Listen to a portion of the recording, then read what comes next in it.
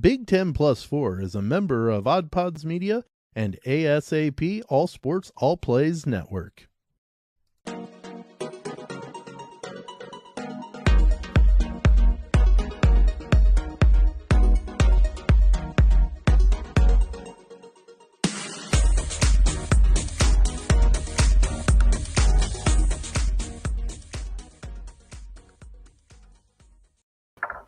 Hello there, and welcome into Big 10 Plus 4, college sports with a Midwest perspective, blue collar and blue blood. I'm Dalton Shetler, Tony Hollinsworth, Sam Sprunger with us. Fellas, how we doing today? I am fabulous. Absolutely fabulous. As you always are. I'm doing great. I mean, you think about it, we're truly now in Big 10 Midwestern weather for football. It's gloomy, it's snowing every 5 seconds, and that will change every 5 seconds. So, I mean, and our counterparts down in the SEC got a little taste of Big 10 weather. It was snowing in Arkansas the other day. I was like, woo, that's going to suck. Yeah, let's maybe open the show there. Did you see, as Arkansas is so ill prepared for such conditions, how the Razorbacks said, okay, we got some snow here on the field. This is how we take care of it. Did anybody see this? No.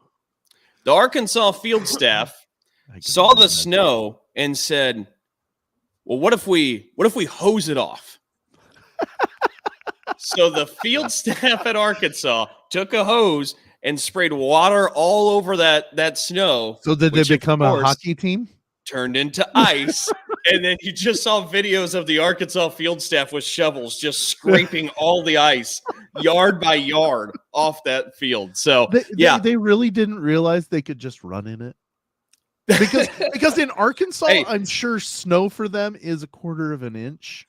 Anything but playing in snow for the teams down south, like anything else. I've got some friends that live in warmer weather, and they said they got a couple of winters ago. My buddy got some snow in South Carolina, and he said they shut down school for 2 days because they didn't have the equipment to clear off the snow that was there, and then they didn't know how long it'd stay there, so they canceled for 2 days.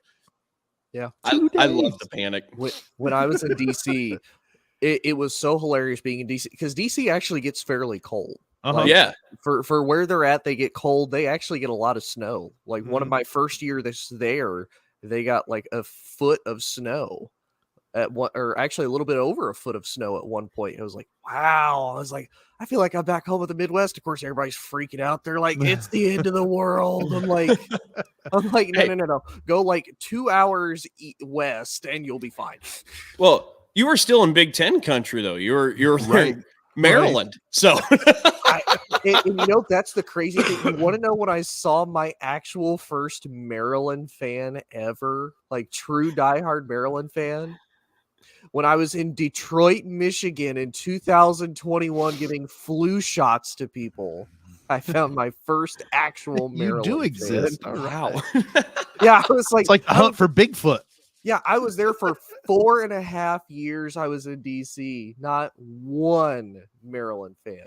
Oh yeah, you would have no idea that Maryland had any kind of athletic department if you're going around town there. Like everything is, hey, Ravens, it's Washington, Nationals, Dallas. Like I saw more Cowboys and Panthers fans in DC than I did anything Washington related, with the exception of like the Nationals, the Capitals, and that's about it. Like you didn't see anything college wise. I was like, oh wow, I'm like, this is not a college place to be apparently. And soon enough in Big Ten country, we'll welcome Los Angeles. So our window gets just a little bit bigger between what we accept weather-wise. But as long as it took the Washington football team to change their name, we should probably start changing our name now. Oh yeah, that's a good point. Big Ten show. So we'll run under that for 2 years and then come up with a subpar name to change it to. How about that? Wait, is there like a generic like podcast generator or like podcast show name that I like Big Ten Show. Big Ten Show? Or can we just do big? No, we can't do Big Show. That's copyrighted by WWE. Never mind. Yeah. Darn it. I was trying to go even more basic. Oh, shoot. All right. As we mentioned, we got a lot of football still to get to.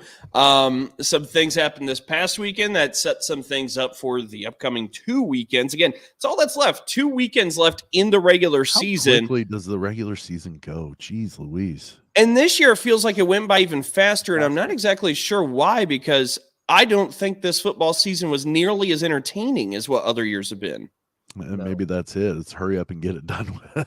Yeah, I think that's it, because it's like at least last year you had a little bit of like some good storylines. Like, is Kenneth Walker going to do it? Like, Michigan's come back. Of course, Ohio State's like destroying everybody. Iowa had an offense. Like, we lived in a universe where Iowa was number 2 in the country last year. That was a thing. Yeah. That legitimately happened. But as we take a look at this past weekend, let's start off with what was maybe the biggest game, Purdue and Illinois. And we say biggest because, look, we're really getting to the point where it's a collision course for the East. And they're going to meet in Columbus, it being Ohio State and Michigan. They're going to duke it out. Maybe both end up in the playoffs. That's a conversation we can have later on. But at least one of them's going to win. And I think that's worthy of conversation here in a little bit.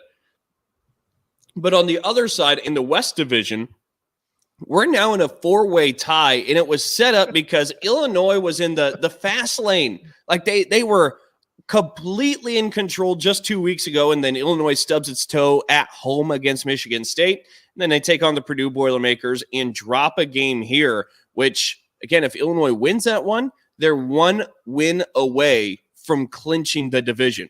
Now, a chaos built-in ability ensues. to lose to Michigan and still have. Yeah. You just would have had to beat Northwestern at the end of the season, and you're in. And that's now, if they would have beaten either of the 2 teams they lost to. Correct. Like, if they would have beaten Michigan State, they would have still had that built-in loss capability. And now chaos ensues. Purdue kind of rises back up. They had kind of shown no heartbeat the last couple of weeks, and they come to the moment. They rise up, and now Purdue really could have a good chance at this. But let's talk about this one. Purdue beating Illinois. Sam, the Purdue fan here on the show, what would you take away from this weekend? Devin Maccabee outrushed Chase Brown. And there was no inclination that would happen. Purdue's defense had played atrociously the past 2 weeks beforehand against Iowa and Wisconsin. Chase Brown is the number 1 rusher in the country. Illinois' defense is one of the best ones. And I still, to this point, up to last Saturday, I always personally put the air quotes because they hadn't dominated anybody great. And I'm not saying Purdue's great, but they just hadn't dominated. Mm-hmm. And I still thought the jury was out. I'm still saying that they're a good defense, but I just don't think that they're the elite that everybody thought they were. But Purdue was able to run the ball. Maccabee outgained him on the ground. Purdue's defense kept him under 100 yards for the first time in 10 games. This was Purdue's game that I honestly, listening to the game, even though it was close score-wise, it always just seemed like Purdue had the better game going on. Tony? For sure. I just want to let Tommy know I officially have the papers. Sign your name. Cease and desist. You are no longer, DeVito. Okay, you got to drop the O. You got to add an A. You got to add something in there. You are no longer a DeVito. Danny does not accept you. Just throwing it out there. No, to me, this was one. I think Purdue wanted it a little bit more than Illinois. I think Illinois was riding such a high wave. I think they probably came in a little bit too cocky against Michigan State. And in their defense, I would probably be the same way. You've got a team that is, suspended multiple players because of the whole incident that we've already talked about. The kerfuffle in the tunnel. The kerfuffle in the tunnel, exactly.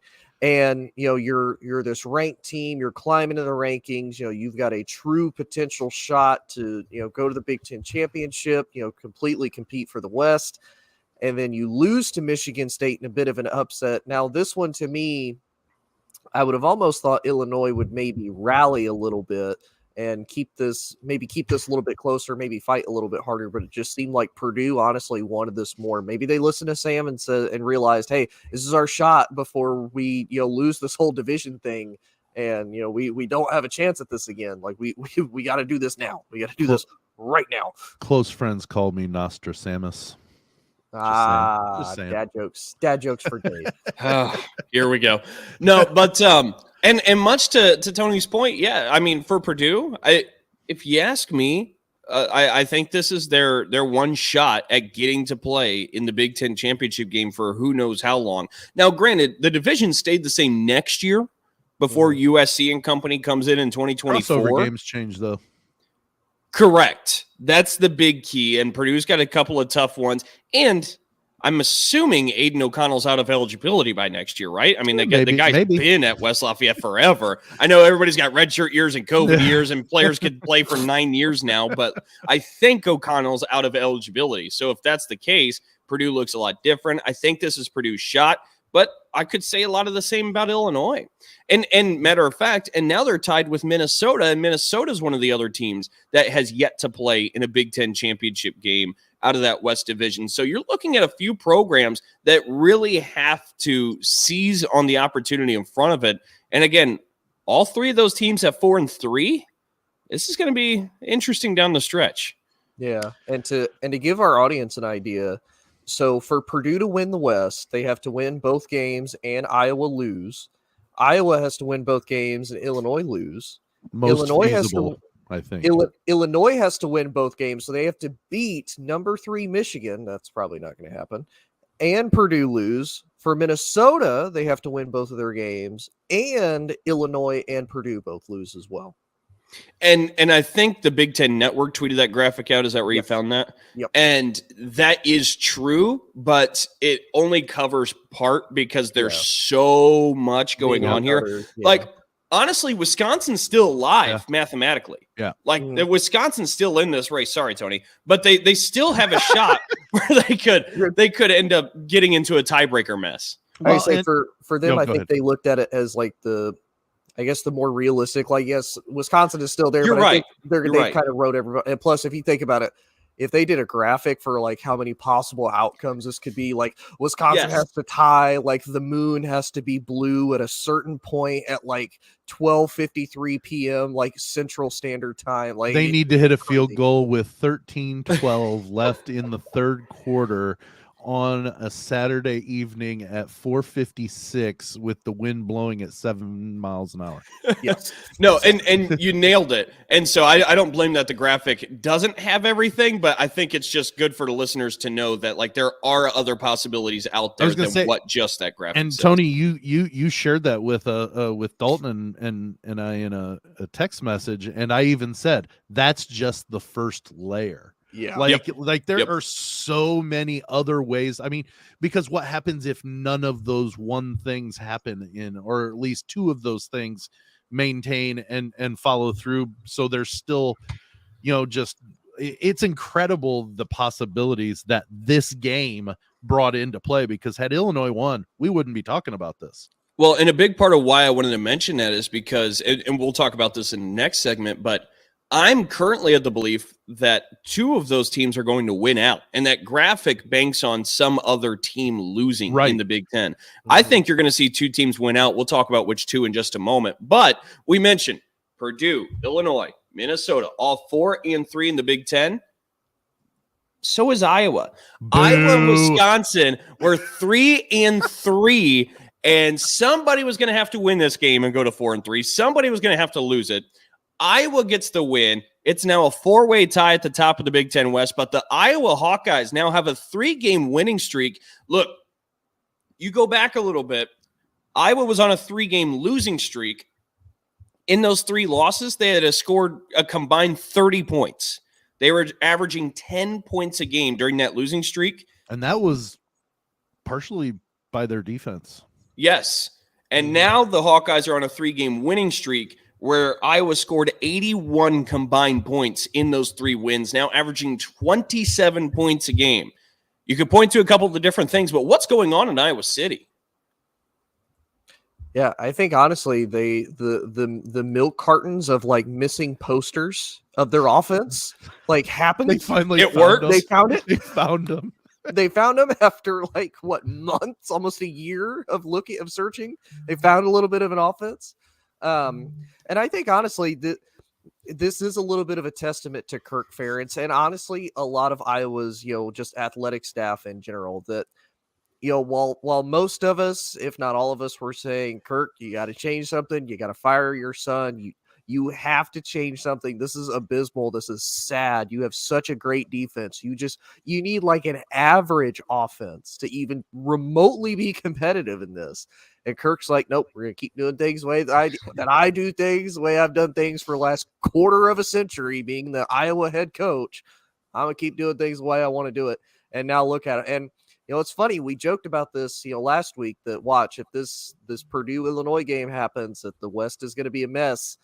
And I even joked about it, I was like, watch Iowa come back and win it. Like, watch them, start the way that they did and somehow figure out how to win the West. But and this is one of those two for Iowa, kind of the same thing. I think they wanted it a little bit more.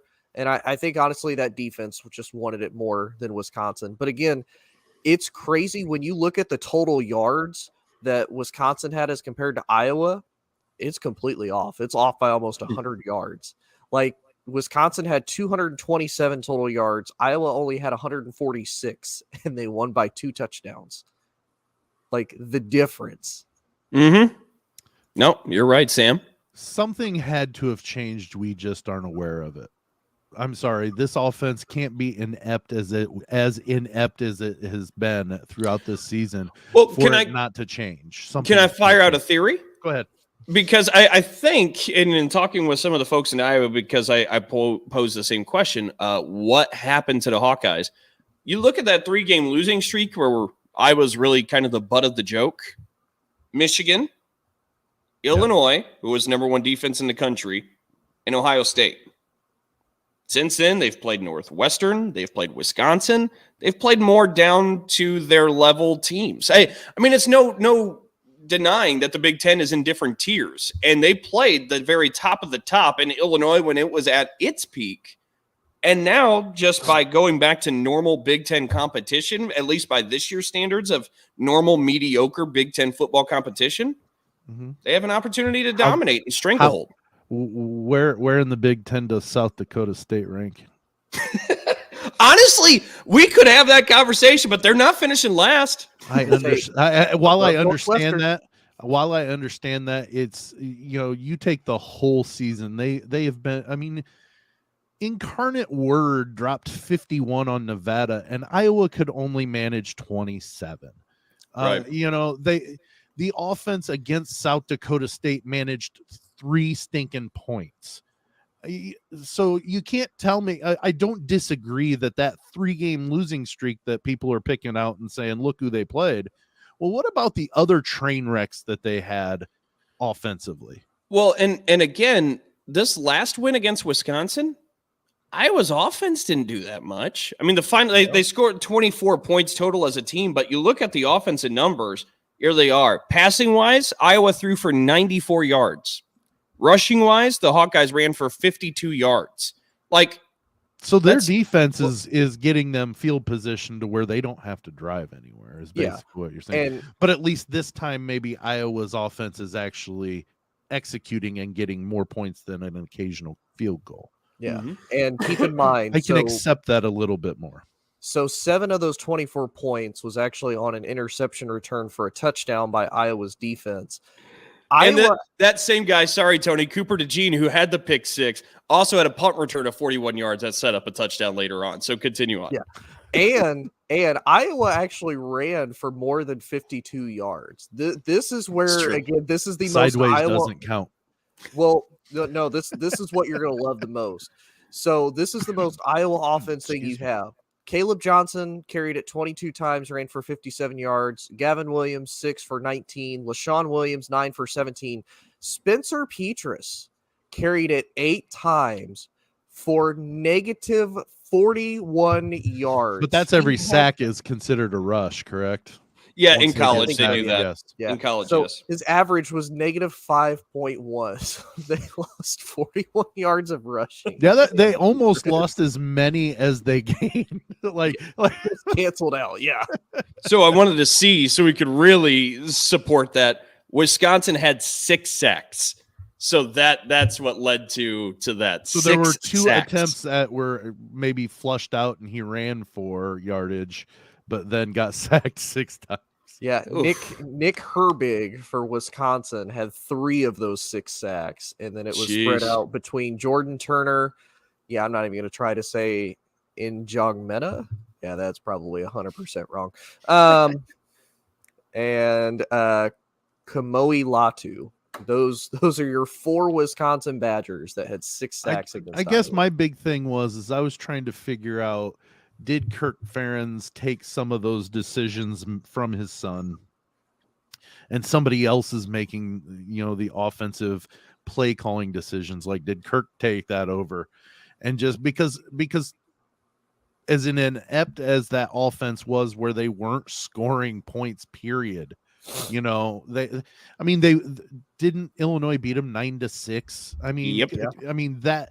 That tells you that their offense, while it's going against a very good defense, it's not there. You should be able to put together something, you should. And so it to me kind of lends to maybe there is a change coming, but Kirk doesn't want to do it in the middle of the season. So he's kind of, okay, we're going to pull you back a little bit, Brian, and we're going to start taking over in other areas. Is that a possibility?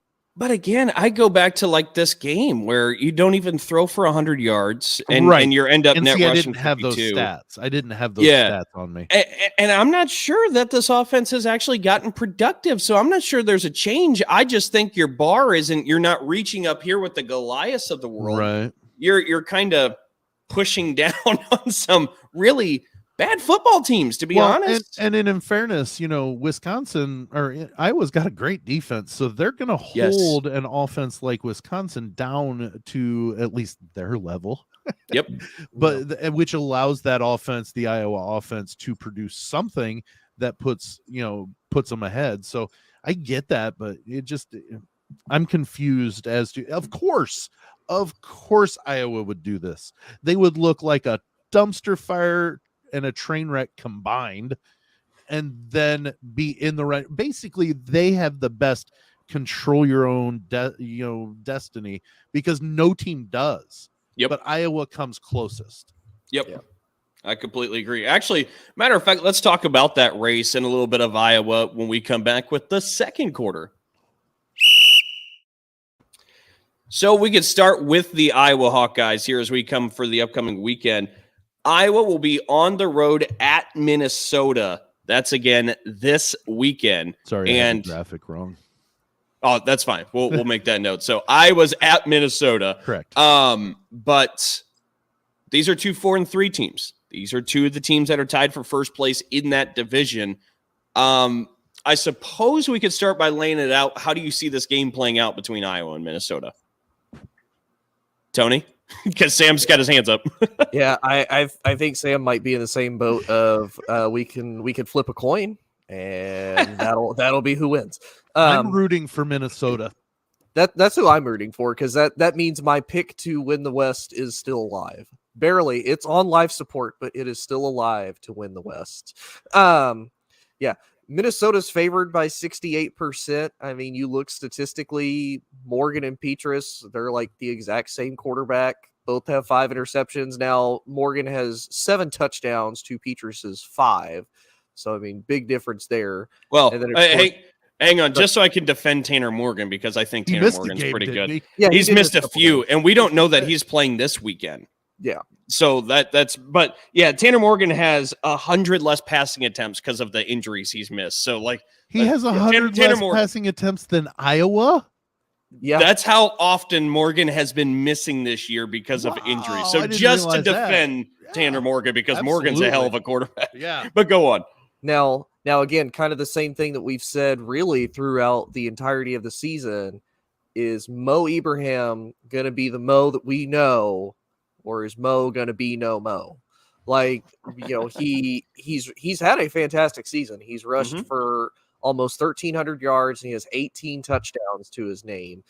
But even with that, Minnesota, while they're favored by 68%, the spread is -3 for Minnesota. So they're only favoring them by a field goal. And this is and that's them at home. Yeah, so that this means neutral field. Yeah, This is it's a coin flip. Yeah.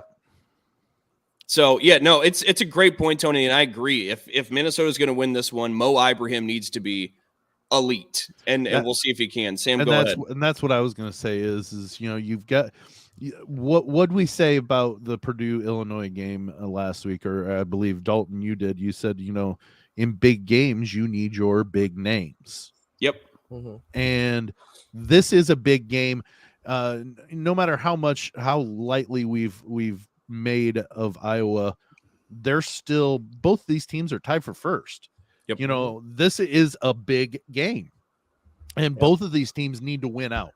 Both of them do. So one team is essentially eliminating themselves, getting beat. So it's all hands on deck, and this is where Mo needs to be the guy. He needs to, just tear him up and down and just go off. If Tanner Morgan's playing, by the way, I heard he's going after like his 13th year of eligibility after so many injuries this year. No, but this is where, Tony, you didn't just pick Minnesota because you thought it was cute. They've got the pieces there that they could win the Big Ten West. And this is where, if they have any hope still, they have to have their horses performing, and I think it's essential. Yeah, and go ahead. I say, and both of these teams, they're coming off of three. They both won 3 in a row. It's funny. Minnesota scored 82 points in those 3 games. Iowa has scored 81. Yep, 1 point difference. Well, and I was going to say, because that's exactly where my mind was too, Tony. The two teams on 3-game win streaks. We already outlined what Iowa's was, but Minnesota beat Rutgers, Nebraska, Northwestern to get its 3-game win streak. So I'm not sure how much confidence you have in the Gophers at this point either. But ultimately, we're looking, if you just want to be kind of fascinated with the situation, these are 2 teams that were 1-3 in Big Ten play not that long ago. At the same time. At the same time, 1-3, and then all of a sudden, here they both come marching up, and they're tied for first place with just 2 weeks to go. That's pretty fascinating. Dalton, what was it? I mean, when Minnesota went to Happy Valley to play Penn State, I was saying that was an elimination game for whoever lost. Oh, I wrote Iowa and Minnesota both off when they were 1-3 because Illinois is rolling. There's no way that at you're worst able case, to close Purdue's going to come in and take it and not muddy it up by losing to Wisconsin and Iowa. But anyways, I mean that was the one thing that we wrote. Definitely Minnesota. I wrote them off after they got beat by Penn State, and here they are with the most outside shot of the ones tied for first to win, but still a shot. They're tied for first. Yep. And we haven't mentioned yet, the Floyd of Rosedale is up for grabs with this one. One of my favorite Big Ten trophies. Yes. Yeah. I was going to say, I thought so. Yeah. There's so many good Big Ten trophies. That's one of my favorites. I love the Illabuck as well. Paul Bunyan always has the nearest place in my heart. But yeah, there's so many good ones. Who won the cannon this week? They retained the cannon. Oh, look at that. Against Illinois. So real quick, before we talk about the other West contenders and West leaders, since we're on Iowa and Minnesota, obviously these 2 teams play each other this week and somebody's going to win this one and stay in first. Somebody's going to lose it and kind of be out the door a little bit, or shown the door. Maybe there are layers that could still allow them to win the Big Ten, but we're not going to get into that. That would be correct. Yeah. So they play each other, and then in the final week of the regular season, Iowa will host Nebraska. That's on a Friday night, by the way. Iowa hosts Nebraska. Are you kidding? It's no, a standalone game on a Friday night. And I suppose I should say more afternoon. It's a 4 o'clock kick on a Friday. It's Black Friday, isn't it? It's Black Friday. I forgot Black Friday. Yep. Yeah. Okay. So it's still kind of standalone as the Big Ten game. Well, I'd understand it more if it was the NFL game and Amazon Prime was putting it on Black Friday. I'm not exactly sure why BTN needs a Black Friday game, but if I take a look also around next year, they are having a Black Friday game on Amazon.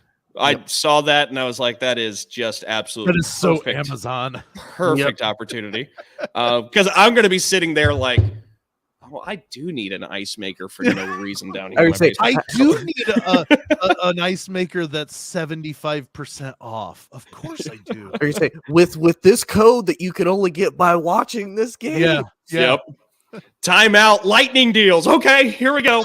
I already got my phone. It's ready. We've gotten sidetracked on marketing ideas for Amazon on Black Friday. Yeah, we don't need to help Jeff Bezos anymore. He's okay. But so if we look at Iowa plays Minnesota here. Then they host Nebraska to close out the regular season.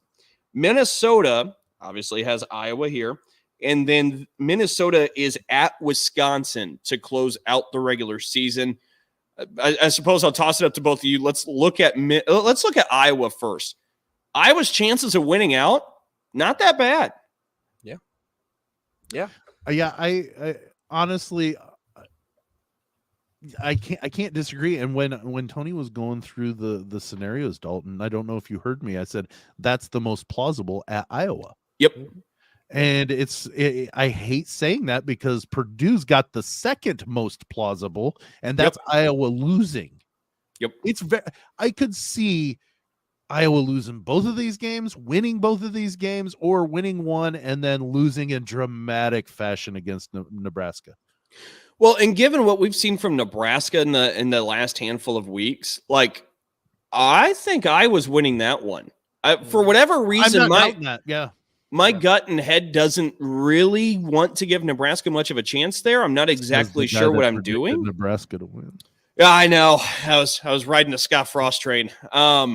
But you were peer pressured into that decision. Might we throw out there? Thank you, Tony. He can make his own decisions.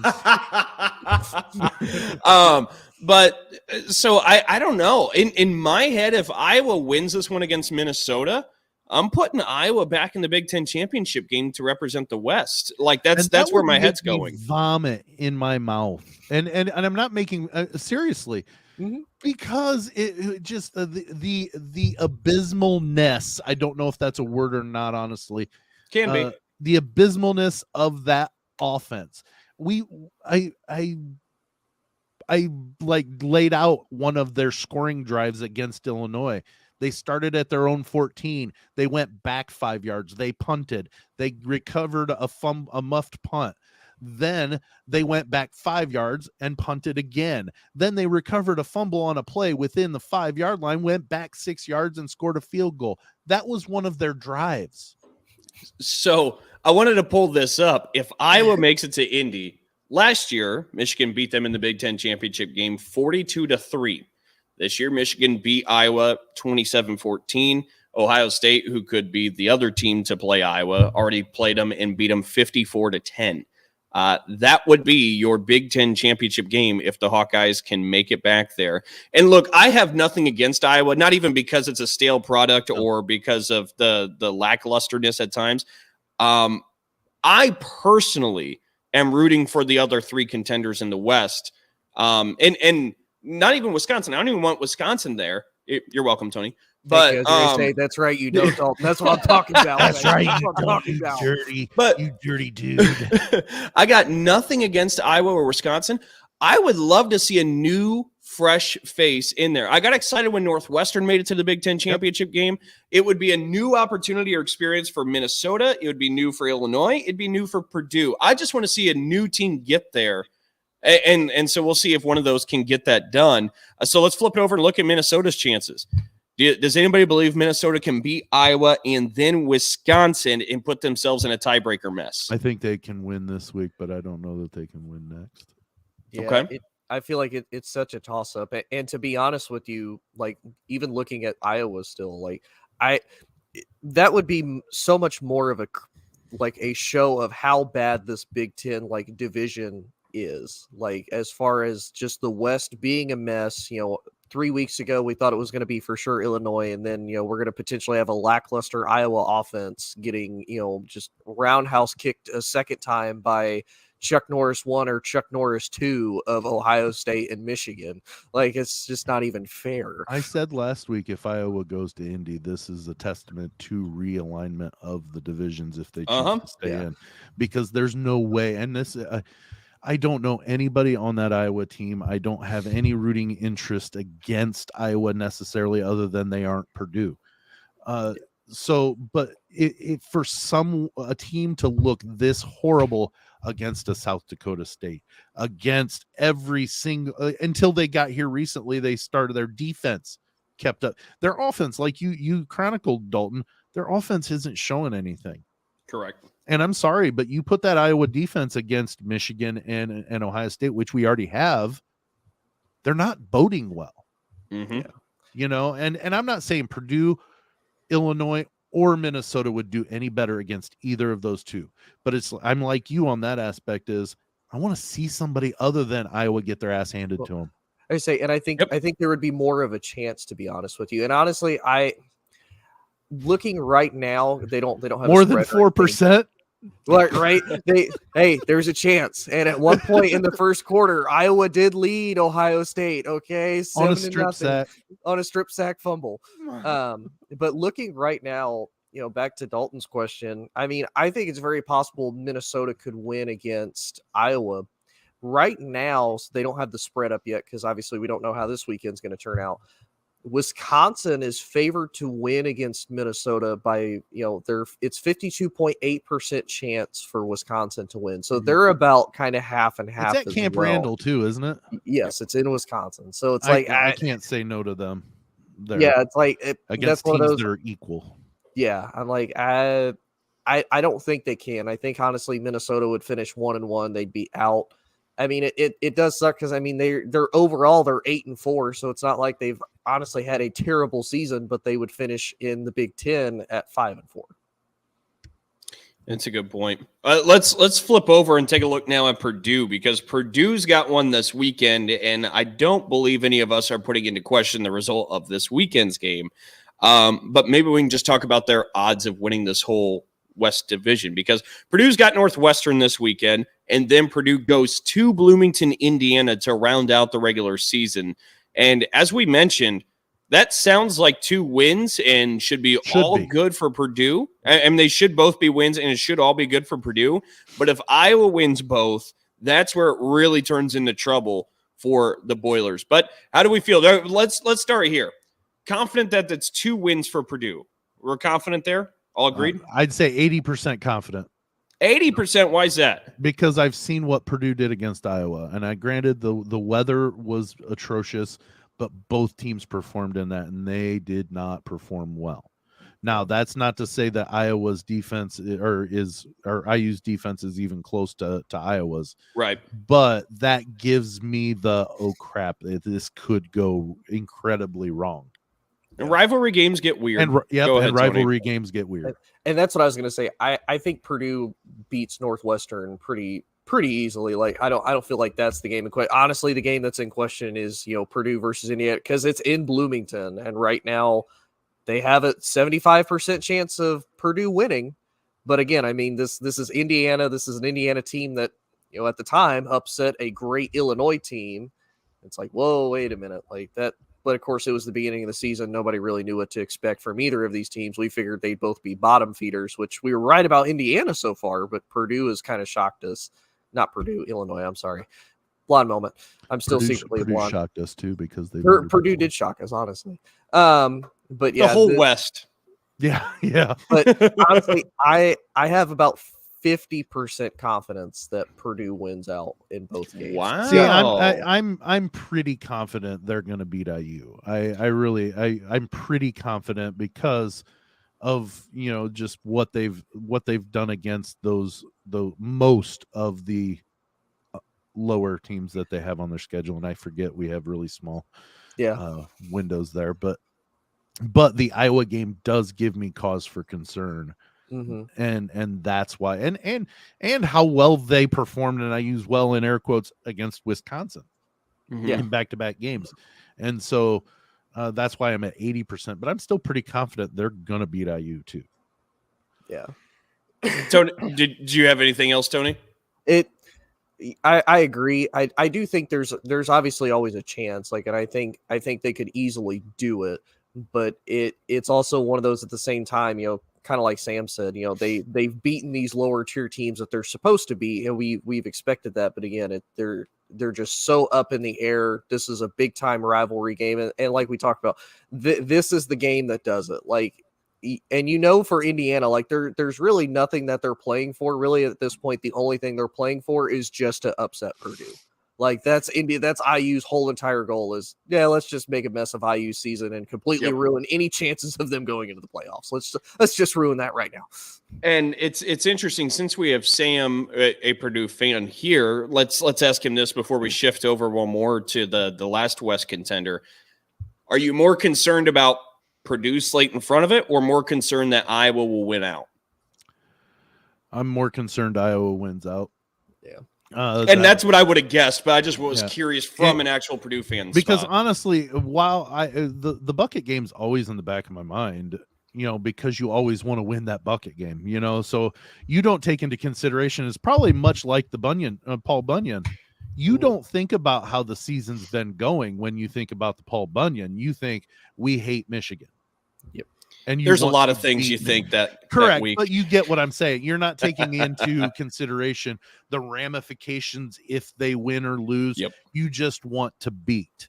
So the bucket game's always in the back of my mind, but knowing that they can win the West as long as Iowa loses a game, that's the more concerning factor. Is Iowa's, granted, we already know they've got to do their job, which means win the games that are in front of them. But now you have to hope for some help, and that's where the concern comes from. It's more concerning that Iowa has to lose one.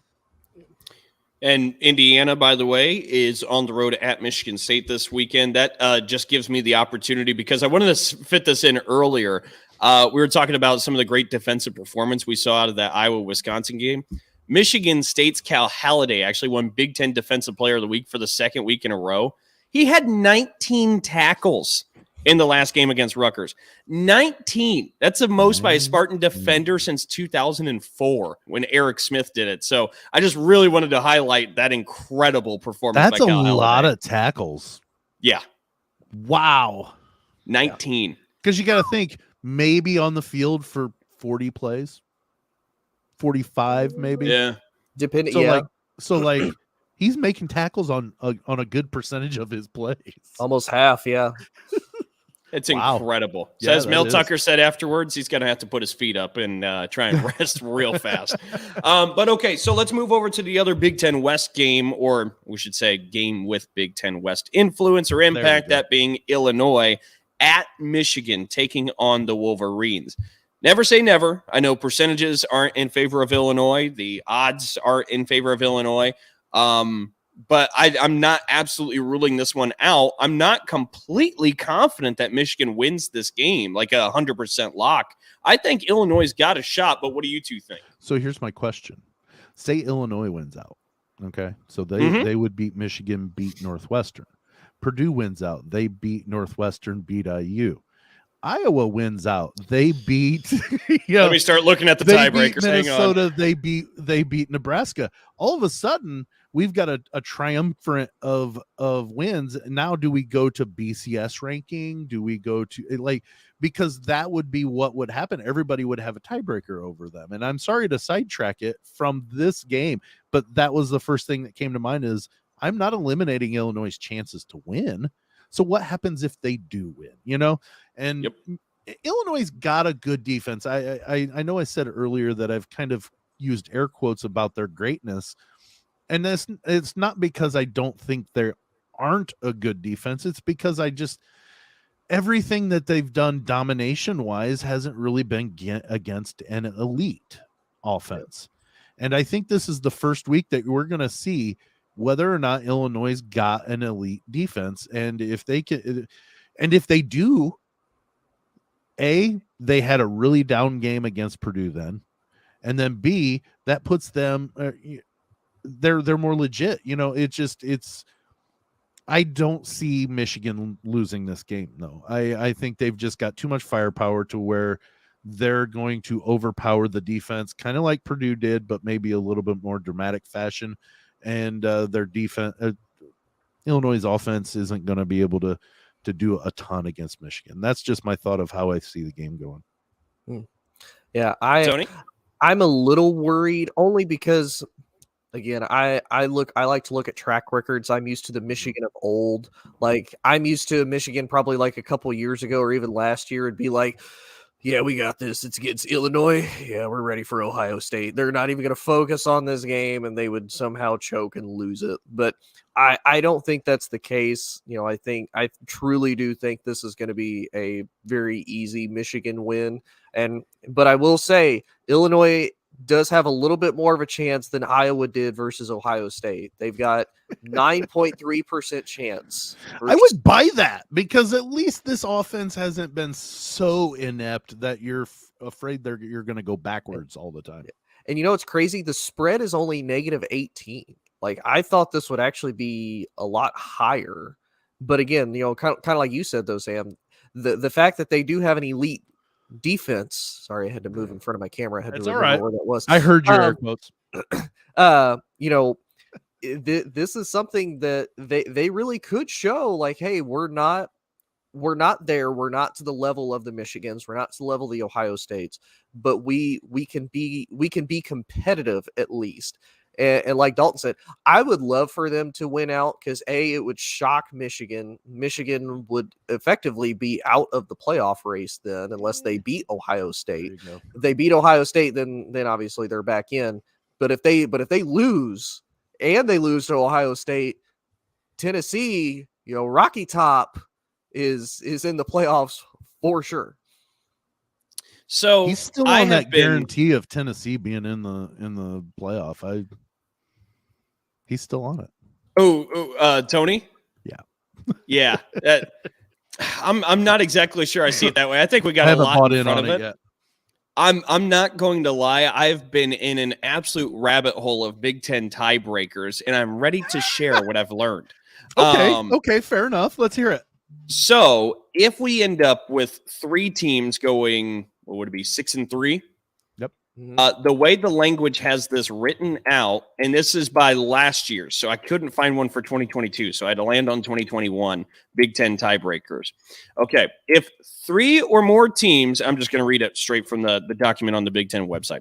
If 3 or more teams are tied, per above language, steps 1 through 8 will be followed until a determination is made. If only 2 teams remain tied after any step or sub-step, the winner of the game between the 2 tied teams shall be the representative. If the game between the 2 teams is canceled, move to 2-team tiebreaker, yada, yada, yada. Okay, let me get you in here. So as of right now, we're at a 3-team tie, and they all hold a tiebreaker over one of the 2, but don't have it over the other one. We have Illinois, Purdue, and Iowa all at 6-3 in this hypothetical we're playing out. Okay. And all of them, you're right, have split with each other. Yep. Illinois beat Iowa, lost to Purdue. Purdue beat Illinois, lost to Iowa. Iowa beat Purdue lost to Illinois. Mm-hmm. So the first step is the records of the 3 tied teams will be compared based on winning percentage in games between the tied teams. We just went through that. It's even. So we move to step 2. The records of the 3 tied teams will be compared based on winning percentage within their division. That's what I'm in the middle of looking up now to see what. Oh, where'd you lose your games? If you lost your games out of division, that would be more helpful. And honestly, I think this might end up favoring Illinois in that sense because so far their losses have been Purdue, but outside of that, it was Michigan State and Indiana. There.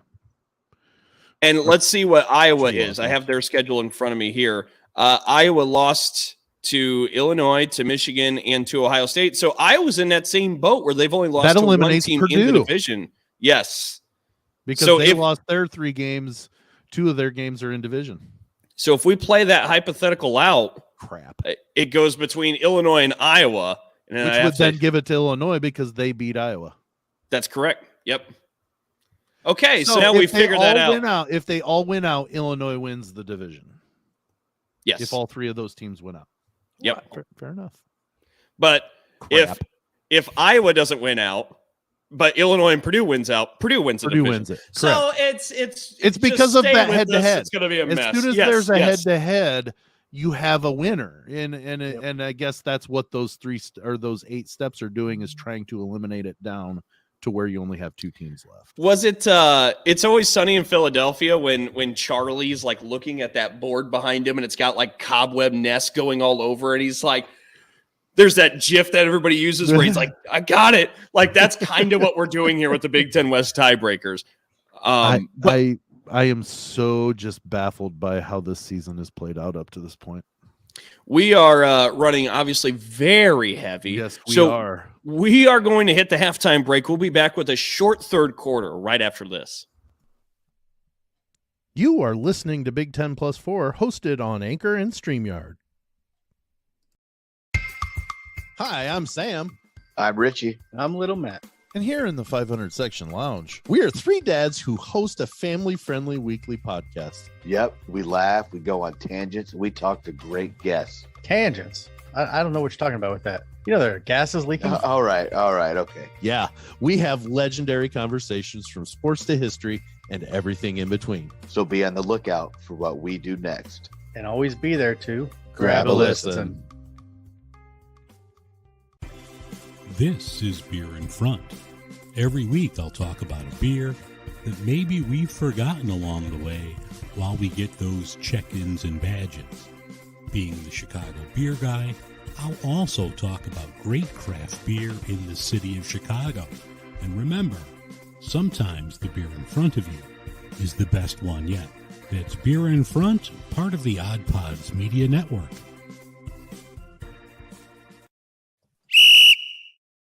Welcome back for the second half, as we're going to take a little look, I suppose, at basketball here in this third quarter. Again, we don't have a ton of time to devote. And honestly, there haven't been a ton of games that have caused or drawn our attention, really outside of just Michigan State. Michigan State goes out to San Diego, plays on an aircraft carrier, ends up losing by 1 to Gonzaga when the Spartans were up double digits going into the halftime break.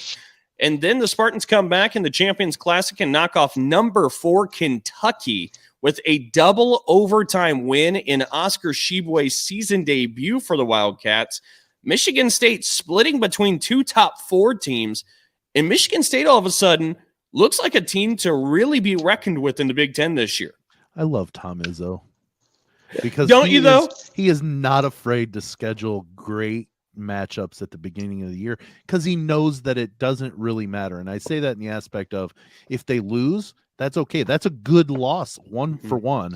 Plus, it puts you against the best competition you can at the start of the season, and it basically baptizes you by fire. And all of a sudden, you're either going to sink or swim. And I love that. Yeah, it is something else. I wish more teams in the Big Ten would do some of this, because, like, again, we don't have that many other games to talk about right now. It's just what Tom Izzo's doing in his scheduled straight from hell. That I do want to point created. out that Purdue at one point had numbers 1, 2, 3, 4, and 5 on the field at the same time, or on the court at the same time. Sorry, not the field. Oh, like jersey numbers 1, 2, 3, jersey 4, number 5. 1, 2, 3, 4, and 5. Yeah. I kind of like that as an idea. That's fun. It's fun. Pretty nice. But looking at Michigan State's schedule, so here's the deal. The season opened with Northern Arizona. That was their game at home. Since then, it was the aircraft carrier against number 2 Gonzaga. Then taking on number 4 Kentucky in the Champions Classic. Now the Spartans come back home. Tonight, Friday night, they're going to be hosting Villanova in the Gavitt games. There too. Jeez. Another ranked team there. And then the Spartans will head out to the PK 85, where they'll start against ranked Alabama, and then either play UConn or Oregon, which UConn's in the top 25. I think Oregon might be as well. I'm not 100% sure there. If they're not, they're consistently decent. Yeah, I say I don't think when we were talking about it and I looked earlier, I don't think Oregon was when, Okay. at least when I was looking anyway. Good deal. And then on the other side of that bracket sits number 1 North Carolina that Michigan State could end up meeting up with. That's all before going on a road trip in the Big Ten ACC Challenge to Notre Dame to round out what is just, again, a schedule straight from hell for this Michigan State team. I mean, I don't know if a schedule like this has ever existed. It's mind-boggling, and it almost seems like he tries to outdo himself each year because, like, he'll play.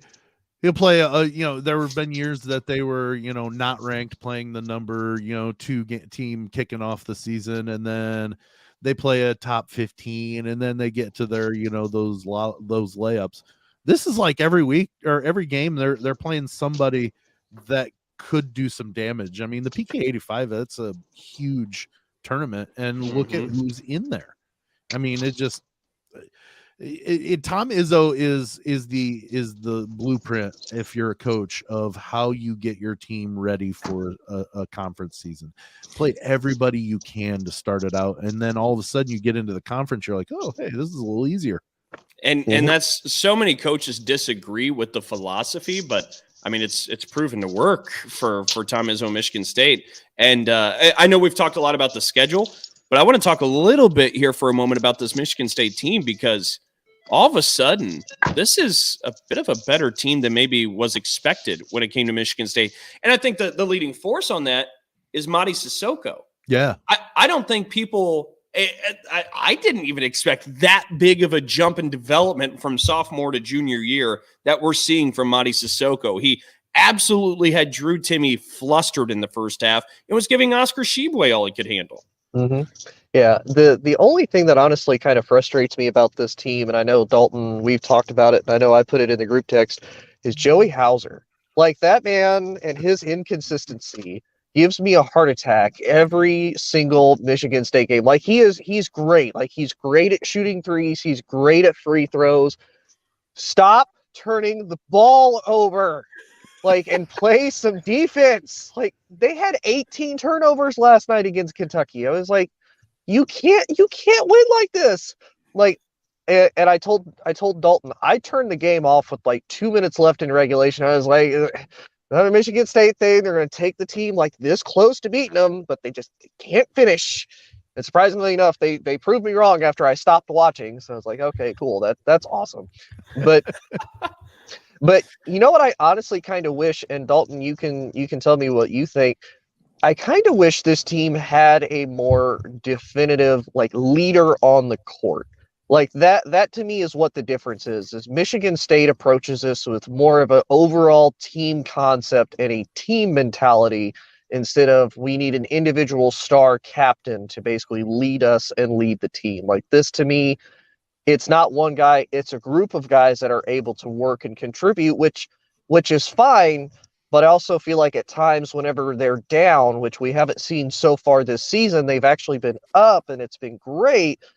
But when those times come, who's going to be the guy that rallies Michigan State to be able to get a win, potentially in conference, or get a win against another, tough ranked team like Villanova or UConn or even Bama? And exactly what you're pointing to, Tony, has been one of the looming issues for Michigan State the last 3 seasons now. Yep. I mean, since Cassius Winston left, that's created a bit of a vacuum that Michigan State's been trying to solve. But I do believe what we've seen here in the first 2 games, you're seeing a little bit of that alpha dog from Tyson Walker, stepping up, not afraid of those big moments. And Malik Hall is another one who's really stepped up. I'm excited to see how that plays out too. I think that's a big part of this, because Izzo always says the best teams aren't coached-led teams, they're player-led teams. And he's always looking for somebody just to get in somebody's face like he does and just absolutely take control. I'm kind of excited to see how that pans out here too. I think that's going to be an important thing that not a ton of people talk about, but I think it's going to be vital to this year's team. I agree with that, Tony. Yeah. Sam, you got anything on MSU, or just thumbs up? We can keep it rolling. You know what? I've said my piece about what I think about Michigan State so far. I do not disagree with anything that Tony said. Am I wrong here? Is there another Big Ten team that's worthy of talking about here in the early going of the season? And I'm not saying that it's supposed to be in a disparaging way. I just don't think anybody's played anybody. The only, and it's from me being a rooting interest, Purdue did beat Marquette. I mean, Marquette has been decent. I don't know how good they are this year, but they trailed late when they played on Tuesday, and they ended up winning by 5. So I mean, they're at 3-0. I mean, but they played Austin P and somebody else before that. So I mean, it's one of those that I'm cautiously optimistic that they're not going to be. Maybe it's Purdue and Michigan State this year for the Big Ten. I don't know. Yeah, you were eager to get rid of Indiana. IU holds no place in my heart. What are you going to say, Tony? I was going to say, nobody else has really played any, but Michigan State's the only one that's like, okay, hold my beer, I'll go do it. Like, nobody else will do it, I'll do it. You can picture Izzo doing that in his raspy voice too. Hell, I'll do it. That's right. I'll do it. Like, fine, I'll go do it. Hold on. Hold my beer. How close? How insane is it that he was so close to taking the Cavs job? Like it was like there were reports saying that he had agreed in principle. He just was working out, details and stuff. And how different would Michigan State be right now if Tom Izzo had taken the offer to go coach the Cavs? I don't think he'd still be in Cleveland, for one thing. Correct. I would agree with that as well. And I agree too. I don't think Michigan State would look necessarily the same. I mean, it's what he's done now is he's made Michigan State a blue blood. And I don't know if that's fully the case if he takes that Cavs job. I don't think it is, because just of his style of coaching and his mentality comes so few and far between when it comes to the coaches and those iconic coaches. I don't think Michigan State, no matter who they would have chosen, be it Dane Fife at the time or, whoever to take his spot, I don't think it would be Michigan State sitting at this iconic where they're, playing every team in the top 10 in their regulars or in their preseason. Yeah. And keeping it close at that. Like, and because, I don't see Michigan State doing it. And honestly, even because we even talked about it at the beginning of this season, we had talked about how Michigan State wasn't even ranked and where they stood as far as, odds to win the Big Ten. Tom Izzo's always that wild card just because of his experience, because of who he is, and because of what he's been able to do with Michigan State. So, I mean, that says volumes to him as a coach and what he's done with the program. Think about March Madness. I mean, there have been seasons after the tournament draw, Michigan State's sitting at a 6 seed, and multiple people have them going to the Final Four from that seed. Yep. I mean, that doesn't happen because you're in love with the team necessarily. It happens because you're in love with how the coach handles those situations. The man's taken a team and a program that wasn't always a blue blood and taken this school to 8 Final Fours during his time. Like, there was a little bit of time that they were not quite, but semi laughing stock. Like they just weren't good. They were always the middle of the low tier, for a good stretch. And then all of a sudden, it turned around. They were never the laughing stock like Northwestern has been in the past. But they never were this. You're right. Correct. Yes. And it took, I mean, it was the last few years of Judd Heathcote and then Tom Izzo taking over that's when Michigan State started to ascend to the elite of the Big Ten. And real quick on the note before we close out the third quarter, on Big Ten women's basketball, we've talked before about Ohio State getting the big win over number 5 Tennessee. Indiana just went to Tennessee and beat the Lady Vols as well. So is it Tennessee's not that good? Honestly, I think, look, this is a year where we've talked about with Big Ten football and Big Ten men's basketball, expected drop off. And again, in football, keep in mind that you got a couple of national champion contenders, give or take. Like, I think Ohio State really could flirt around and maybe win the national title this year. Like, I think Georgia's still the best team out there, but Ohio State's capable of that. But once you get past Ohio State, Michigan, like what we see with the rest of Big Ten football is bleh. Big Ten men's basketball, it's going to take a step back from the peak it's been on. Big Ten women's basketball, though, It's the number one conference in the country with ranked teams in the top 25. There are 6 teams ranked, and I think you're going to see a couple more from the Big Ten maybe make their way in that top 25. So it's Big Ten women's basketball. It's going to be a fun year for Big Ten women's basketball. So and I know it's we'll talk about definitely it later. conceivable. And if I remember correctly, the preseason rankings from the media for the Big Ten was Iowa, then Ohio State, and IU, correct? Believe so. Yeah. I know So Maryland it was kind of in there. makes it kind of makes Yeah. sense that those two teams would play the same team and beat them. You know, I mean, Yeah. it just and I wasn't trying to downplay Tennessee necessarily. It just, when you see something like that happen, to where, you know, a couple of teams beat the same team, is it because that team is down, or is it because the other two are really, really good? And Tennessee is good. It's just they ran into 2 Big Ten teams that are playing very well and that are really, really good. It's just a good year for Big Ten women's basketball. So pay attention with us throughout the year, because we'll have some fun with that as we continue on. But that'll wrap up the third. Let's now move to the fourth. Once I get there it is. Tony, keep your hand down. Yeah, you're driving. Don't take your hands off the wheel. Quarter number 4. This is where we do our headlines, and we start off with Tony and the Tony Tribune. Hold on Tony, a second. as we continue to do the shuffle, I'll Jeez keep Louise. filling in the Okay, meantime. Okay, Tony is big. Tony, you have the stage. The Tony Tribune. All right, say if we're gonna do the shuffle, you got to play do the shuffle. Do. Anyway, I kind of forgot this guy's name, but he is the assistant head coach for Michigan. His last name is Poggi? Yeah, I think Poggi. He is Jim Harbaugh's assistant head coach, just took the head coaching job for Charlotte. And he has actually been credited for a lot of the reason why there's such a big culture change in Michigan, for the reason why they've had such sustained success. And obviously the big question coming into this year was, what is Michigan going to look like? Because Harbaugh lost both his offensive coordinator and his defensive coordinator. But, you know, he's been able to rally and stay pretty tried and true. I think this one might hurt Jim a little bit more, because you think about it, I don't know if it was just Jim kind of running everything at first for the first few years until they beat Ohio State or not. But, you know, he was always this close. He was underperforming. He couldn't beat his rivals. So far, he finally beat Michigan State. If he beats Ohio State, you know, he'll have been able to do something that Michigan hasn't done since 2003, and that's beat both Michigan State and Ohio State in the same year. So it'll be interesting to see how much, I think it's Poggi, how much his departure impacts the Michigan Wolverines and their future moving forward.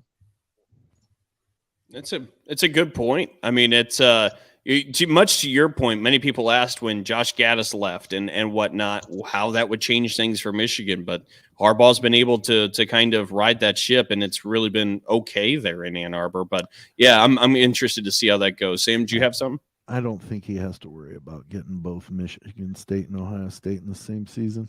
I don't think he needs to worry about that. I don't think he's going to get it.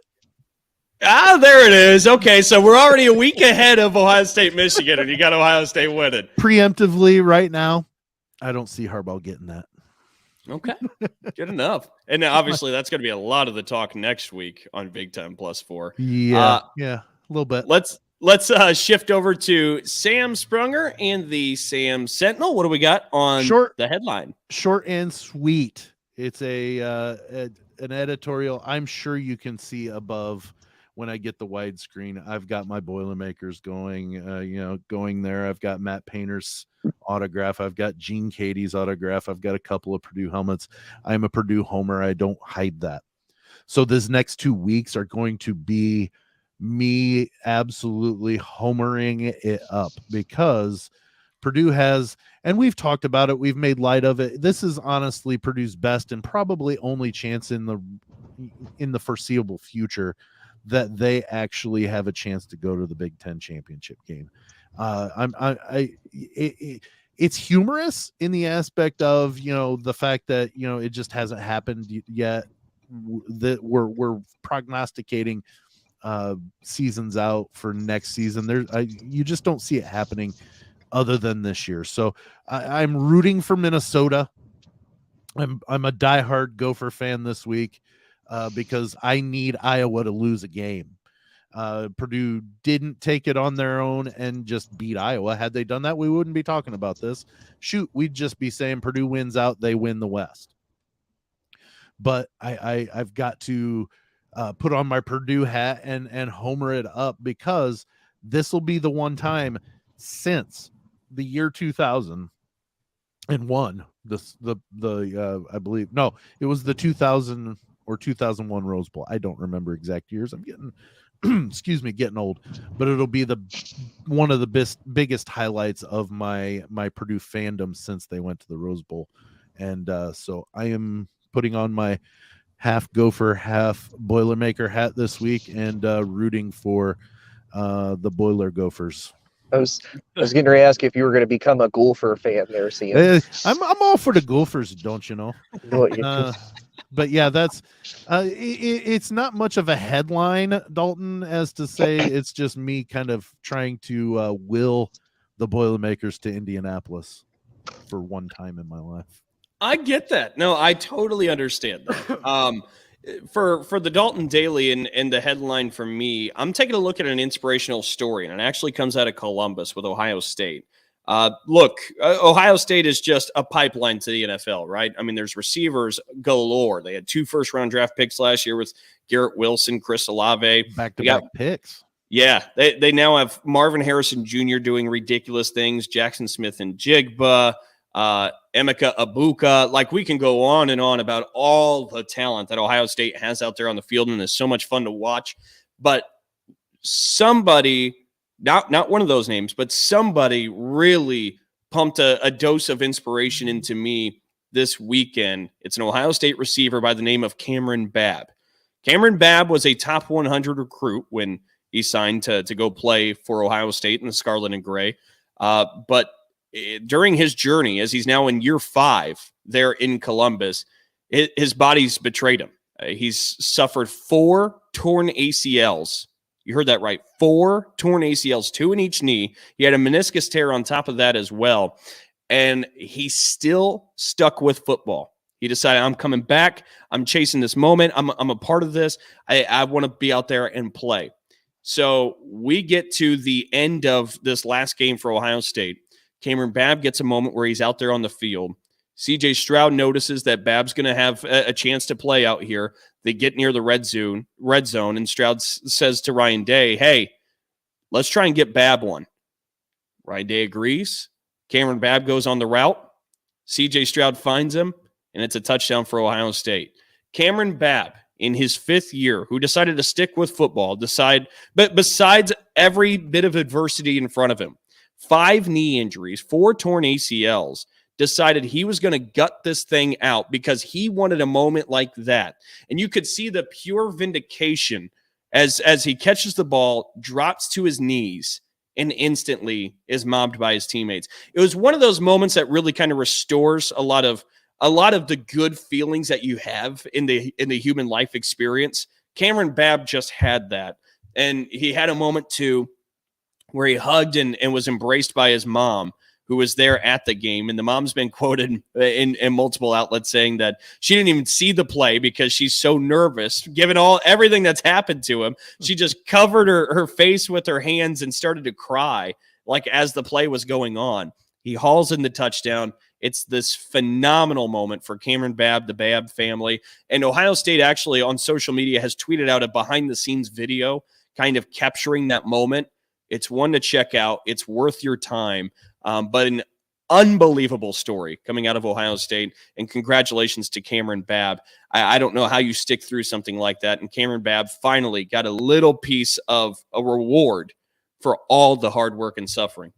Well, and the fact that he did that at one of the elite programs in the country, like John Calipari makes it very well known that players only have 1-year scholarships. They can be revoked at any point. Yep. And the fact that he was able to hang around and be part of the culture for 5 years and then get that moment just is awesome. It is absolutely tremendous. So We're starting to run up against it. The sand in the hourglass starting to run a little bit thin. Sam, why don't you hit us with the socials on the way out? Yeah, the TikToks, the Facebook, or no, the TikToks, the Twitter, and the Instagram are all at Big 10 plus 4. You have to spell out the plus. Don't put the plus sign. Spell.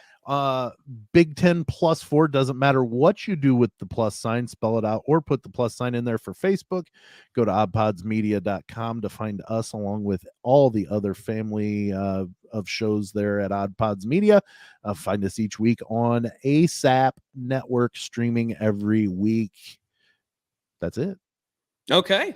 You Well, can find us, talk to us. Then also, if you look down at the bottom there, you can see Dalton and Mai's Twitter handle as well. So if you got a problem with what we said, hit us up there. So once again, for a final time, Tony Hollinsworth, Sam Sprunger, I'm Dalton Shetler. So long. We'll talk to you next week.